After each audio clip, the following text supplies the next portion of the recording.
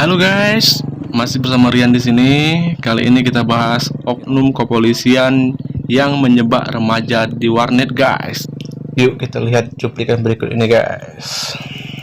Binjai AKP Firman Immanuel Perangin-Angin dicopot dari jabatannya karena ulah dua anak buahnya. Anak buah Firman diduga menjebak seorang pemuda menggunakan sabu. Tindakan kedua polisi tersebut terekam kamera CCTV dan videonya viral di media sosial beberapa waktu lalu.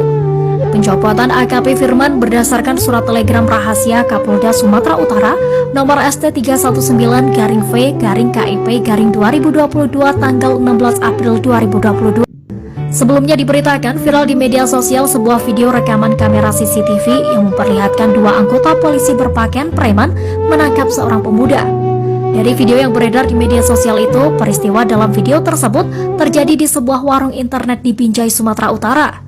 Dalam video itu, awalnya terlihat seorang pria berkaus biru berinisial ET masuk ke dalam sebuah warnet dan mengajak seorang pria berkaus hitam berinisial RN berbincang di area parkiran warnet. ET kemudian memberikan bungkusan yang kemudian diambil oleh RN. ET lalu terlihat berjalan mendekati jalan raya kemudian kembali menemui RN. Tak berselang lama, dua polisi berpakaian preman menggunakan sepeda motor datang dan langsung menangkap RN. Sementara ET terlihat dengan tenang menghidupkan sepeda motor yang persis berada di samping dua anggota polisi, lalu pergi meninggalkan keduanya. Waduh, oknum polisi ini benar-benar gak ada moral rupanya. Bagaimana negara bisa maju kalau aparat seperti ini masih berkeliaran?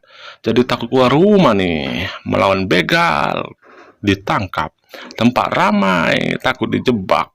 Parah.